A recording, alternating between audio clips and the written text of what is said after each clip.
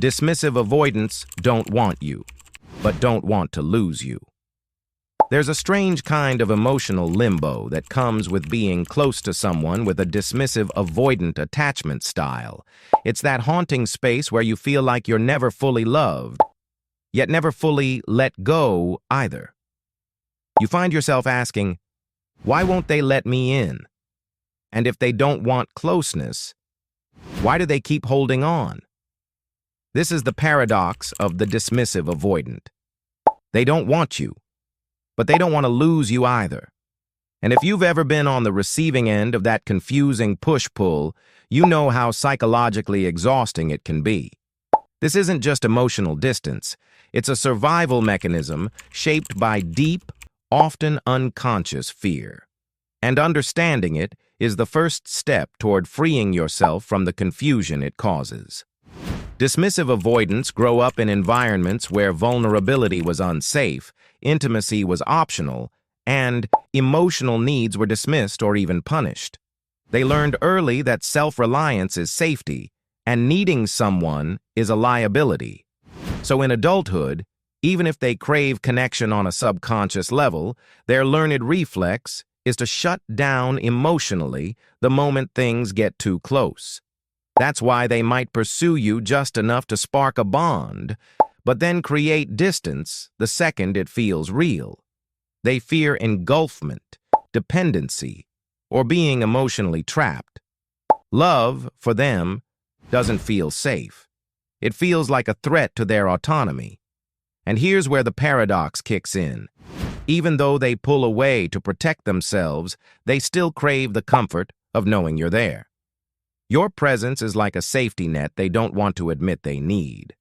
So when they act cold, unbothered, or emotionally distant, don't assume they feel nothing. What's often happening beneath the surface is a deep internal conflict. Part of them wants connection, and another part fears the vulnerability that connection requires.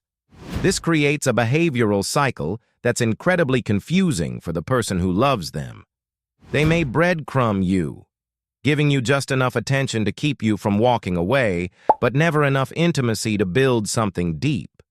They may reach out sporadically when they sense you pulling away, only to withdraw again once you lean back in.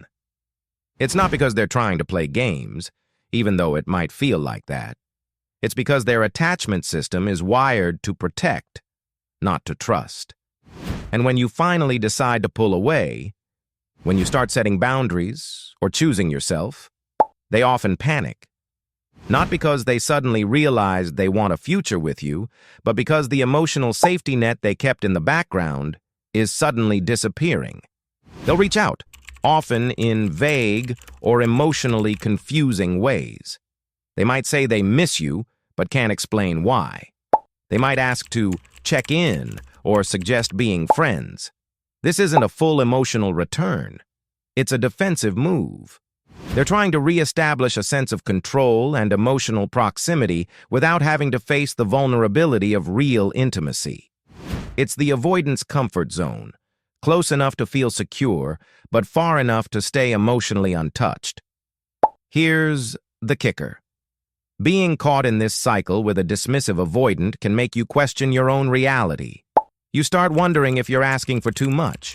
You become hyper-attuned to their moods, afraid of pushing them away by needing too much. And over time, you might even start to accept emotional crumbs as love. This is the real damage of loving someone who doesn't know how to let people in, but won't fully let them go either. It creates a slow erosion of your self-worth. You start performing emotional gymnastics to stay connected. You rationalize their distance. You wait for signs that they care. And all the while, your own emotional needs are going unmet. The truth is, dismissive avoidants often don't even realize they're doing this.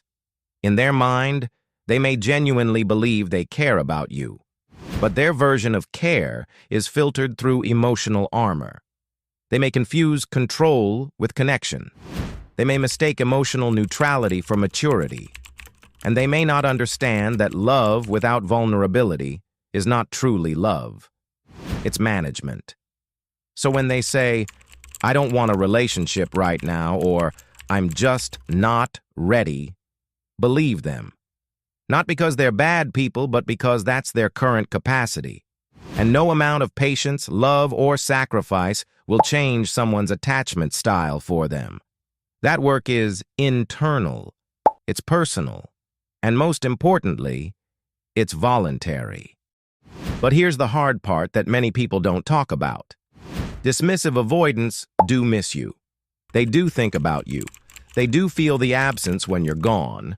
But instead of reaching out with emotional honesty, they suppress, distract, and pretend they're fine. That's their survival pattern. So if you're expecting a breakthrough moment of vulnerability or a clear apology, it may never come. Not because they don't feel something, but because acknowledging that emotion would mean confronting a mountain of unresolved pain. For a dismissive avoidant, denial is safer than truth. Independence is safer than love, and control is safer than surrender. So what do you do if you're stuck in this emotional limbo? First, stop trying to decode their behavior. You don't need to analyze every text or wonder what each silence means. Instead, shift the focus back to you. What do you need? How do you feel being in this dynamic? What would it mean to be with someone who can meet you where you are, emotionally and relationally? Because one of the greatest traps in these situations is the fantasy of potential, the hope that they'll change, open up, and finally love you the way you deserve. But holding on to potential is often how people waste years of their emotional lives, chasing a version of love that only exists in theory. The real test of love is not how deeply someone pulls you in. It's how safely they hold you once you're close. And if being close to someone consistently makes you feel anxious, unseen, or unworthy, that's not love. It's attachment wounding playing out in real time. The healthiest thing you can do when someone doesn't want you, but also doesn't want to lose you, is to stop making yourself emotionally available to people who don't know what to do with your heart. You don't have to hate them. You don't have to punish them. But you do have to choose you.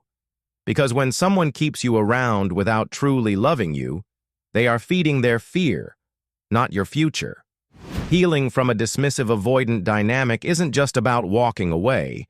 It's about walking back to yourself, back to your needs, back to the parts of you that got neglected while trying to decode someone else's emotional silence. It's about relearning what it feels like to be emotionally safe, to be truly seen, and to be fully loved, without having to earn it through suffering. And the good news? That kind of love does exist. But you have to make space for it by letting go of the half-love that's holding you back. Because at the end of the day, love should feel like peace, not a puzzle.